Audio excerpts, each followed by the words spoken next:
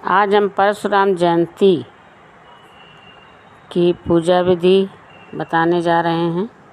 वो इस प्रकार है। परशुराम जयंती के दिन यजमान को प्रातः सूर्योदय से पहले उठ कर गंगा जल से स्नान कर स्वच्छ परिधान धारण करने चाहिए। फिर जिस स्थान पर भगवान परशुराम की पूजा विधि करनी हो उसे भी गंगा जल या गौमूत्र से पवित्र करके वहाँ रंगोली बनानी चाहिए। तत्पश्चात उसी दिन उसी स्थान पर एक चौकी की स्थापना कर उस पर भगवान परशुराम की प्रतिमा या तस्वीर की स्थापना करनी चाहिए। पूर्ण श्रद्धाभाव से भगवान को अबील, गुलाल, अक्षत, कुमकुम आदि द्रव्यों को अर्पित करना चाहिए। भगवान परशुराम को सुगंधित पुष्प और धूप अर्पित करने चाहिए। फिर भगवान परशुराम के सम्मुख बैठकर दीप प्रज्वलित कर उनकी आरती उतारनी चाहिए।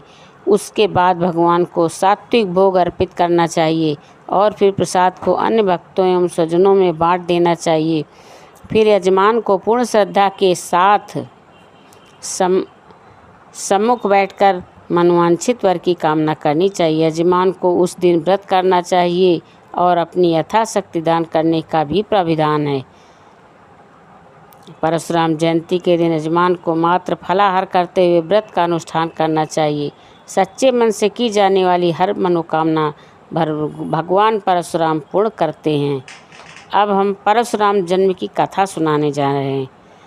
तो प्रिय भाई बहनों एवं माताओं, आप मेरे चैनल को सब्सक्राइब करें, वीडियो को लाइक करें और कमेंट्स बॉक्स में लिखें कि परशुराम जन्म कथा आपको कैसी लगी।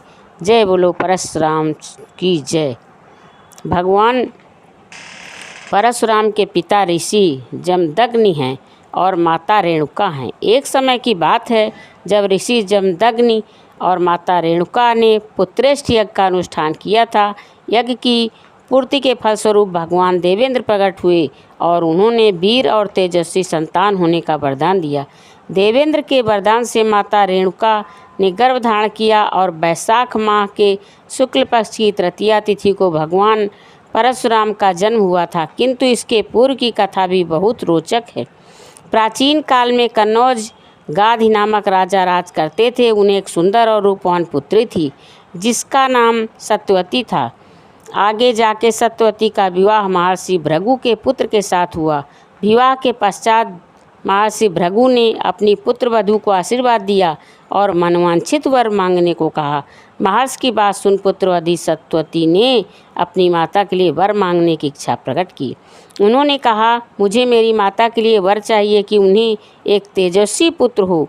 महर्षि भृगु ने पुत्रवधू की इच्छा स्वीकार करते हुए कहा, भृगु हे पुत्री, मैं तुम्हारी मात्र प्रेम भावना से अति प्रसन्न हूँ। अतः मैं तुम्हें और तुम्हारी माता दोनों को इच्छित संतान की प्राप्ति हेतु वर प्रदान करता हूँ।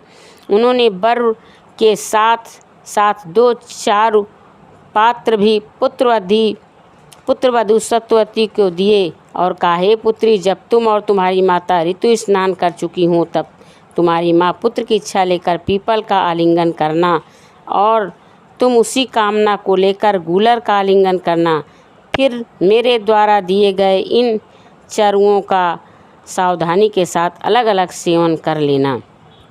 यहाँ जब सत्यवती की माता को पता चला कि महर्षि भृगु ने पुत्री सत्यवती को उत्तम संतान प्राप्त होने के लिए 4 पात्र दिए हैं, तो माता ने उत्तम पुत्र होने की लालसा में अपना चरु अपनी पुत्री के चरु से बदल दिया। चरु बदले जाने से अंजाम सत्यवती ने अपनी माता को दिए हुए चरु का सेवन कर लिया।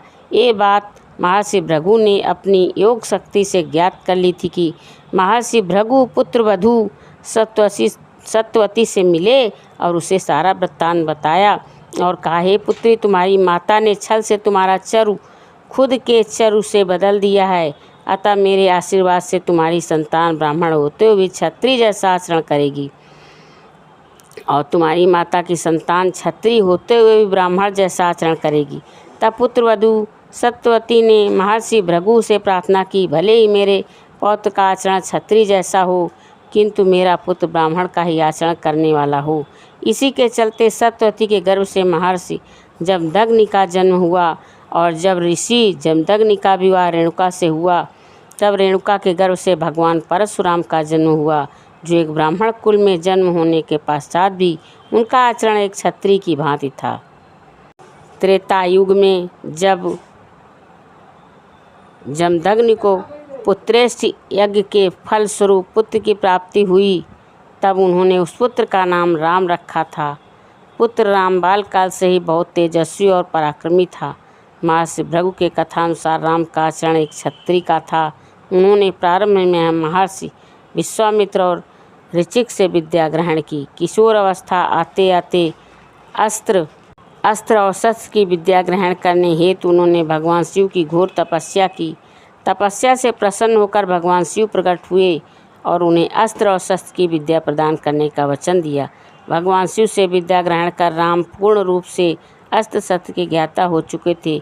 उनकी लगन और अपनी दी हुई विद्या से में पारंगत होने पर भगवान शिव ने प्रसन्न होकर उन्हें एक फरसा शस्त्र रूप में दिया। यहाँ फरसे को परशु भी कहा जाता है और इसी वजह से वो परशुराम कहलाए।